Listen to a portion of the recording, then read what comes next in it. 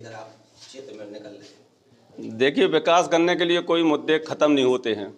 मुझे जब जब लगेगा कि निवाड़ी विधानसभा के लिए जिस चीज़ की आवश्यकता होगी विकास की दृष्टि से, हमारे वो लक्ष्य मेरे उस पर हमेशा रहेंगे कि मुझे अपने क्षेत्र के लिए कोई ना कोई चीज़ की, जो अगर कोई विकास की गति अगर रुक गई होगी तो उसको तेज़ी से करने का हम फिर प्रयास करेंगे। हमने पहले भी आप लोगों के बीच में माध्यम से अपनी बात को रखने का काम किया है कि हमने ज़िले को, जब जिला नहीं बना था तो कितने लोग जिले का विरोध करते थे। पहले यहाँ के लोगों की मांग होती थी कि निवाड़ी जिला बन जाएगा तो हम भारतीय जनता पार्टी को जिताएंगे।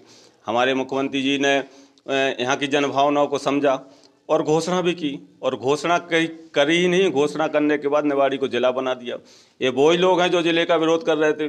पिछले 5 साल पहले जब एक पत्रकार साथियों के साथ मेरी एक डिबेट में जनमानस और गाँव जनता जनार्दन के साथ बीच में जब बात हो रही थी, तो उस समय लोग दुनिया भर के इतिहास लेके गए थे, यहीं के लोग गए थे और किताबें बता रहे थे कि इस नियम में जिला नहीं बन सकता, उस नियम में जिला नहीं बन सकता। क्या भैया जिला नहीं बना? क्या जिला बन गया तो अब जिले की कमी ढूंढ रहे? अरे जिला बना है तो 5 साल नहीं तो अगली पंचवर्षीय में हम उसको विकसित करेंगे। हम भवन बनाएंगे, हम अच्छी कलेक्ट्रेट बनाएंगे, हम अच्छे स्वास्थ्य की दृष्टि से अस्पताल बनाएंगे, हम अच्छी शिक्षा के लिए CM राइज PM श्री जैसे स्कूल खोलेंगे। हमारा लक्ष्य कोई ख़त्म थोड़ी हो गया। हम भारतीय जनता पार्टी के विधायक हैं, जनता फिर आशीर्वाद देगी तो फिर काम करने का काम।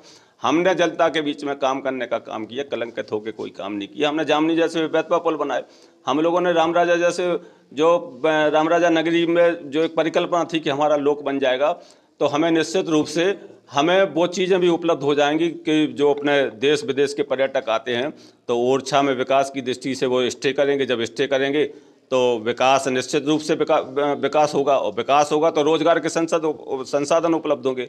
तो हम तो बहुत तेज़ी के साथ करते रहे।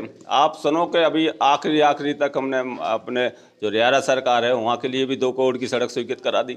हम एक एक पल जिए तो क्षेत्र की जनता के लिए जिए, एक एक पल अगर हम जिए तो कुछ ना कुछ करने का लक्ष्य लेके जिए, और मेरा मकसद है। मैं बहुत किसी के बारे में नहीं कहना चाहता हूं, लेकिन जब तक राजनीति करूंगा तो स्वच्छता की राजनीति करूंगा, जब तक राजनीति करूंगा तो जनता जनार्दन की सेवा का भाव लेके करूंगा। और पूरी ताकत के साथ कहता हूं, कोई कुछ कह ले, मैंने पूरी ईमानदारी के साथ अपनी क्षेत्र की जनता के साथ कंधे से कंधा लगाकर काम करने का काम किया। निवाड़ी विधानसभा क्षेत्र की जनता अगर आपको सरमाथे पर बैठाती है आने वाले दिनों में, तो देहरका या निवाड़ी विधानसभा की मुख्य चीजें क्या होंगी?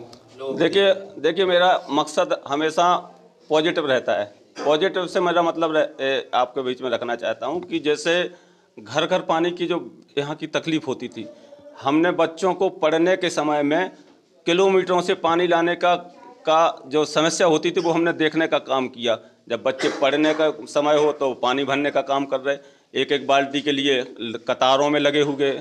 हमारे प्रधानमंत्री आदरणीय नरेंद्र मोदी जी ने इस योजना के माध्यम से, जल जीवन मिशन के माध्यम से, और हमारे मुख्यमंत्री शिवराज सिंह जी चौहान जी ने की तत्परता से हमें निवाड़ी विधानसभा में पिछली बार ही पेयजल वाली योजना मिल गई।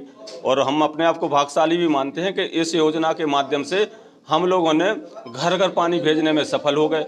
और अकेले सफल नहीं हो गए, हमने ऐसी व्यवस्था की है कि कोई मजला टोला भी ना बचे, वहाँ तक पानी भेजने में भी हम लोग सफलता की ओर पहुँच गए हैं।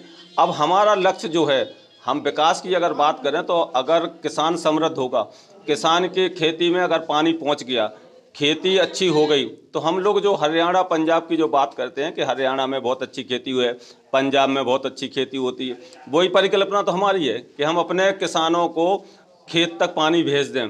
माननीय प्रधानमंत्री नरेंद्र मोदी जी ने कैन बेतवा परियोजना की स्वीकृति प्रदान कर दी। हम निश्चित रूप से आने वाले समय 5 साल बाद, अपने अगली पंचवर्षीय में हम उस योजना के माध्यम से हर खेत तक पानी भेज के किसानों के चेहरे पे खुशहाली लाने का हम काम करेंगे। और किसानों के चेहरे पे अगर खुशहाली आ गई तो जनप्रतिनिधि के चेहरे पे स्वतः ही खुशहाली आ जाती है। आप लोगों ने देखा होगा कि जब कई बार अतिवृष्टि ओलावृष्टि हुई, किसान चिंतित हुए, तो उस समय भी हम लोग मैदान में खड़े हो गए। माननीय मुख्यमंत्री जी ने हमसे कहा कि आप खेतों में जाओ, सर्वे कराओ, जितनी लोगों की तकलीफ हुई उससे भी कहीं अधिक मुआवजा देने के लिए प्रयास करना कि खेती किसानों के आंखों में आंसू ना आए। हम उसमें भी सफल हुए। हमारा जो लक्ष्य है, हम जनप्रतिनिधि हैं तो हमारी कर्तव्यता है कि हम सरकार के, मुख्यमंत्री जी और भारतीय जनता पार्टी की सरकार है, मुख्यमंत्री जी का विशेष स्नेह हमें प्राप्त है, तो हम उनकी सदुपयोगता को करते हुए अपने क्षेत्र के विकास में कोई कमी ना छोड़े। मेरा हमेशा ऐसा ही प्रयास रहता है।